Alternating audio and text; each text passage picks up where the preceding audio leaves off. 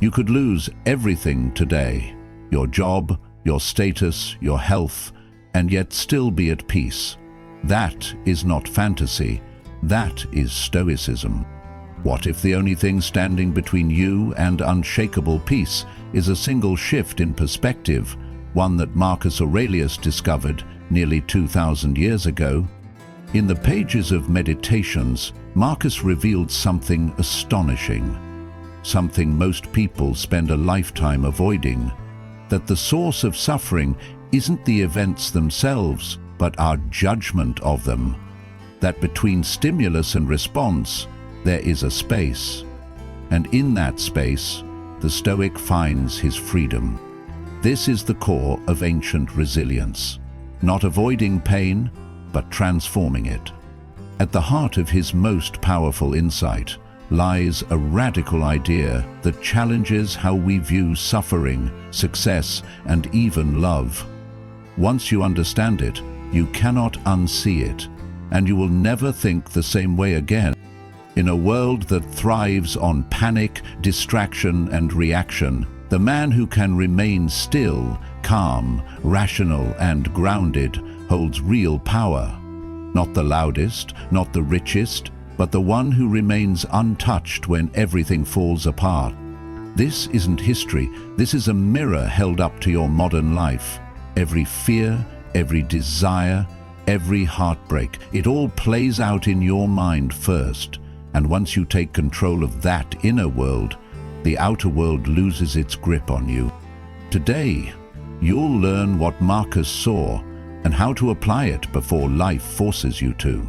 Because peace isn't found, it's forged. Marcus Aurelius was not just the emperor of Rome. He was one of history's most powerful men, commanding armies and ruling over millions. Yet in the quiet moments before battle, or in the stillness of sleepless nights, he turned inward. He wasn't writing for fame or followers. His meditations were never meant to be published. They were private notes to himself, a man trying to remain centered in a world full of chaos, betrayal, loss, and pressure. This is what makes Marcus different. Despite standing at the peak of power, he saw himself as a student of life, always learning, always practicing. His writings are not grand speeches or philosophical jargon. They are humble, honest, and deeply human. They remind us to return to what truly matters, living with integrity, showing courage in the face of fear, and choosing reason over impulse. Why does he still matter? Because his struggles are still ours. The names and settings have changed, but the emotions haven't. Anger, envy, anxiety, heartbreak. Marcus teaches us not to escape these emotions, but to face them head-on with clarity and purpose. And here's the most powerful insight. Marcus didn't see obstacles as enemies. He believed they were fuel. Every setback, every insult, every hardship was an opportunity to grow stronger, wiser, calmer. He turned pain into perspective. This mindset is not just ancient wisdom, it's a modern necessity. If you've ever battled self-doubt, sought validation, or felt overwhelmed by life's chaos, Marcus Aurelius offers a path. Not to a perfect life, but to a resilient one. This isn't just a story about ancient philosophy, it's a story about you. You wake up to notifications, deadlines, and the silent pressure to be more. You scroll through filtered snapshots of other people's lives, quietly comparing. You feel the weight of expectations, your family's, society's, even your own. And despite everything you're doing, you still feel behind, anxious, disconnected. You are the modern seeker, intelligent, capable, but emotionally drained by things you can't control, by people who change without warning, by moods that swing with every comment, every disappointment, every uncertainty. You're not weak, you're human, but you're tired of being pulled in every direction by things that don't matter in the long run. What you want now isn't more success or more attention, You want clarity, stillness, freedom, not from work or obligations, but from the chaos inside your own mind. You want peace that doesn't depend on someone else's approval, a confidence that isn't shaken by every mistake or rejection. And this is where Marcus Aurelius enters, not as a hero, but as a guide. He doesn't give you a checklist or a motivational slogan. He offers something better: perspective. In Meditations, he writes not to impress, but to remind himself how to survive in a world of noise, fear, and temptation. And one line changes everything. You have power over your mind, not outside events. Realize this, and you will find strength. This is your turning point, the realization that inner freedom doesn't begin with controlling the world, but with no longer needing to. That peace isn't found in outcomes, it's built in how you respond. Marcus doesn't hand you a map, he hands you a compass, a way to navigate life with courage, not control, with virtue, not validation. And once you start using it, everything begins to change. At first glance, it sounds simple, a neat sentence tucked inside Meditations, written by an emperor trying to keep his soul intact in a collapsing world. But when you stop and truly absorb it, this line is a blade. It cuts through illusion. You have power over your mind, not outside events. Realize this, and you will find strength. Let's break it down. You have power over your mind. This is the beginning of freedom. Not from politics, heartbreak, or money troubles, but from the tyrant within. Stoicism doesn't offer control over life's chaos. It offers control over something more sacred: your judgments, your impulses, your habits of thought. This is radical ownership. You can't control what someone says to you, but you can control what it means to you. You can't stop fear from arriving, but you can decide whether to obey it. The mind becomes your realm, not a battlefield, but a kingdom. And that realization changes everything, because it means that peace was never out there, it was always a choice. It still is. Not outside events. We live in a culture obsessed with control, success, likes, outcomes, approval. But what if you were never meant to hold those things? You don't control the weather. You don't control traffic. You don't control whether someone loves you, stays loyal, promotes you, or betrays you. And yet, you suffer, as if you were supposed to, as if every twist of fate is a reflection of your worth. But it's not. It never was. This part of the insight is a release. It is an invitation to stop fighting the tide, not to surrender your effort, but to surrender your illusion of control, to give up being a puppet pulled by external strings. Realize this. Here's the catch. Knowing it isn't enough. You've read the quote before, maybe even nodded along, but have you realized it? Have you lived it when it mattered? When your heart broke? When your plans crumbled? When someone disrespected you? Realization means embodiment. It means remembering the insight when your ego is screaming. It means taking the pause, breathing, returning to reason. And this is not easy. It is spiritual weightlifting.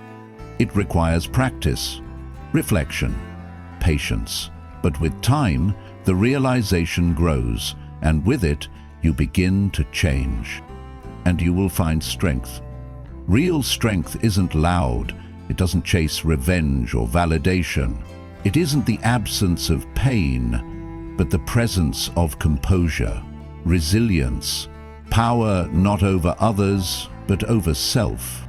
When everything goes wrong and you don't fall apart, that is strength.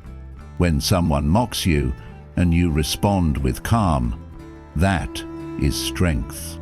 When you face fear and still move forward, that is strength. This is the quiet heroism Stoicism cultivates. It is not about escaping life's challenges. It's about becoming the kind of person they cannot break.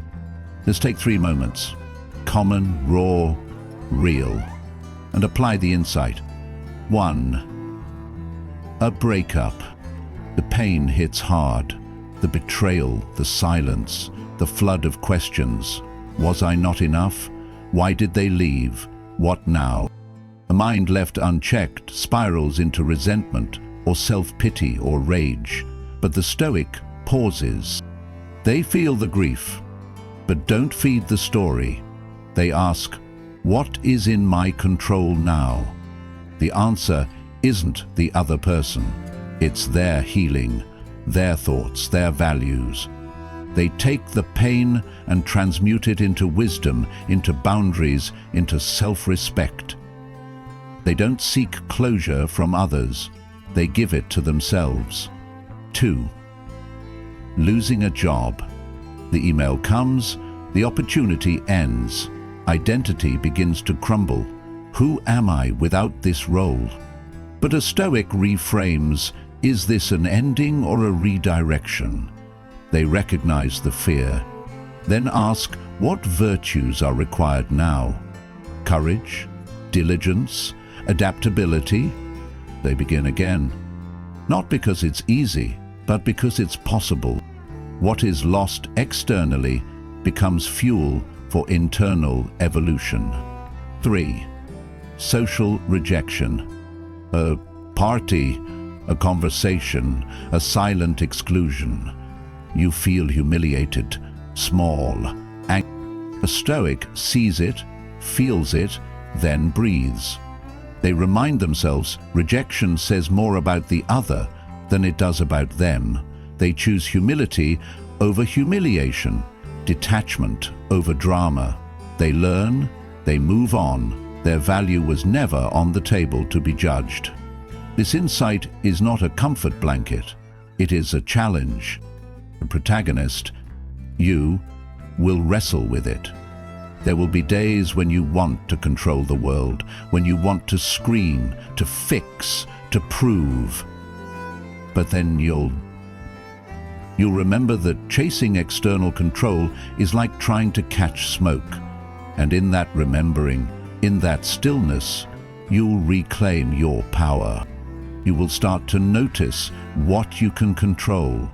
Your breath, your words, your next step. You'll realize how much energy you've wasted trying to win unwinnable battles. And slowly, your posture changes, your presence changes. The world may stay chaotic, but you won't. You'll begin to carry a different energy, calm, centered, quietly strong. That is the transformation Marcus Aurelius offers. Not a life without problems, but a life where problems don't own you, where pain becomes a teacher, where every obstacle becomes a path, where your peace is no longer fragile because it's no longer external. You have power over your mind. Realize this, and you will find strength. The insight sounds simple. You have power over your mind, not outside events. But putting it into practice is far from easy. The protagonist begins the journey with intention. They wake up early, they reflect, they journal, but then the day begins, and so do the distractions. A harsh email throws them off. A passive-aggressive comment from a co-worker stings. They check social media, seeking reassurance, and fall back into the loop of comparison and anxiety. Despite their best efforts, the pull of reaction is strong. They find themselves snapping at others, replaying old mistakes, doubting their progress. Why is this so hard, they ask. They expect immediate peace, but Stoicism demands more. Repetition, patience, and grit. Frustrated, they return to meditations. One line lands with new weight. The soul becomes dyed with the color of its thoughts. This isn't just philosophy, it's a mirror.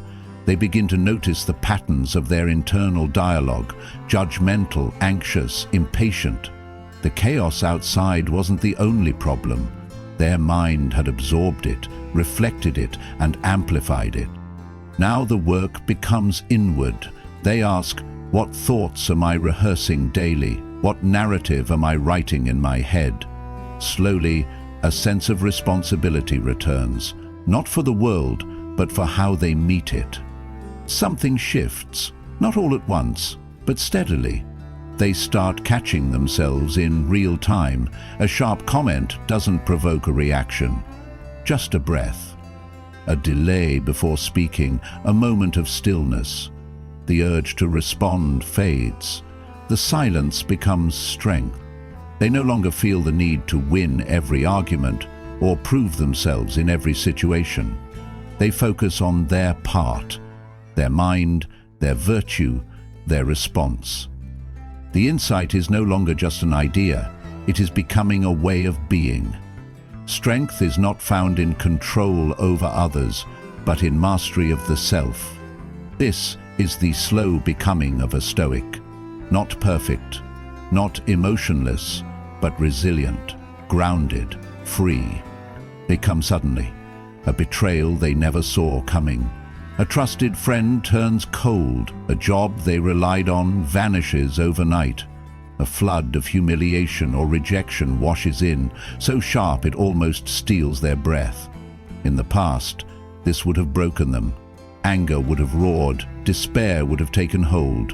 But now something is different. The room is quiet, too quiet, the kind of silence that feels loud in the chest. They sit still, shoulders tense, breath shallow. Their phone still buzzes with fallout messages left unread. The pain is real, visceral. Their throat tightens, their stomach churns. The mind begins its familiar spiral. Why me? This isn't fair. I can't believe this is happening. But this time, they don't follow the thoughts. They take one trembling breath, and then another. Deeper, calmer, not to erase the pain, but to face it. They remember Marcus's words, "You have power over your mind, not outside events." The chaos is still there, swirling just beyond reach. But inside, a pause, a choice. They do not deny the heartbreak. They do not numb the fear.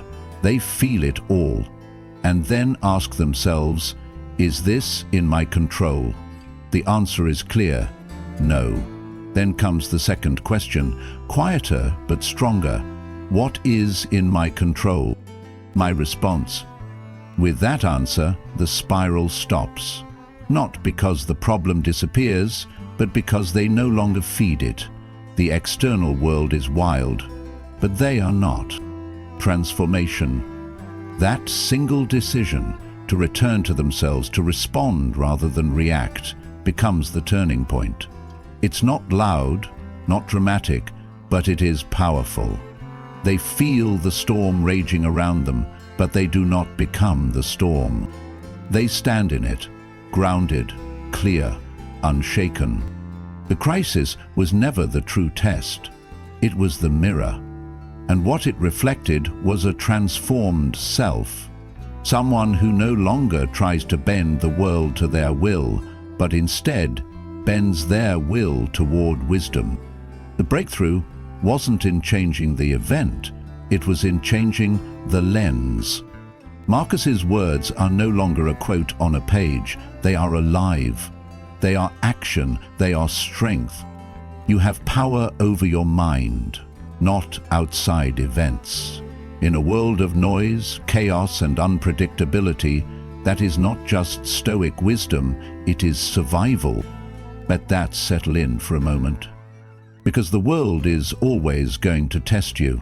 People will disappoint you, plans will collapse, emotions will rise like storms you didn't see coming. There will be betrayal, there will be loss, there will be those moments where life feels unrecognizable, where you're grasping for something solid, anything just to stay upright. But the Stoics left us something unshakable, the ability to pause, to breathe, to observe the chaos without becoming it. Marcus Aurelius wrote these words in the margins: of war, betrayal, sickness, and solitude. Not to impress others, but to remind himself. That's what meditations really was, a survival guide for the soul. And centuries later, it's still here, quietly waiting for anyone willing to listen. Because here's the truth most of us avoid. We will never control the world around us.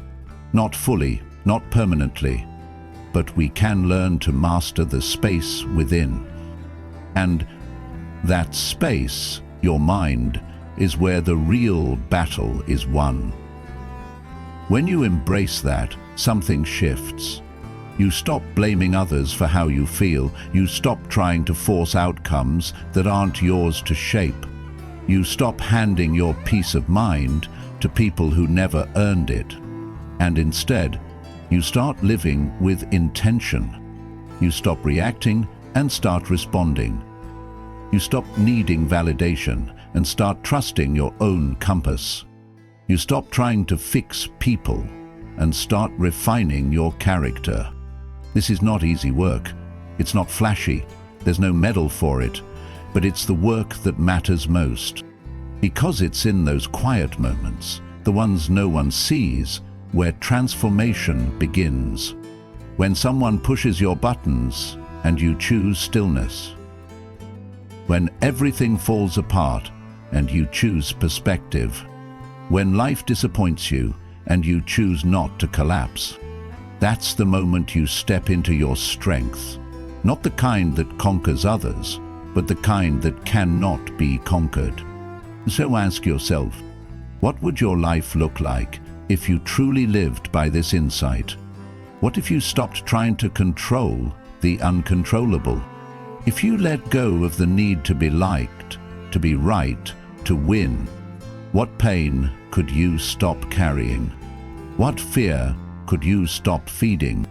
Because this isn't just philosophy, it's liberation. It's how you walk through betrayal without bitterness, how you face failure without shame, how you love without attachment, how you let go without losing yourself. And if this insight resonated, even for a moment, don't keep it to yourself. Share this video with someone who might be drowning in the noise, someone who's forgotten their own power, someone who needs this reminder the way you once did. Then take a moment, leave a comment below. What are you ready to take back control of? Is it your temper, your self-worth, your time, your peace? Your story might be the one someone else needs to hear. Because transformation is contagious, not because it's loud, but because it's real. And that's what Stoicism offers. Not an escape from life, but a way to meet life head-on, to suffer well, to love deeply, to fail nobly, to rise steadily, and to never ever hand your mind over to the chaos around you. This is the quiet revolution, the one that begins in your thoughts, is tested by your actions, and is defined by your peace. You don't have to be perfect. You don't have to be fearless. You just have to begin, right here, with one insight. You have power over your mind, not outside events. Realize this, and you will find strength. That's not just a quote. It's a way of life, and it's yours to claim. Are you ready?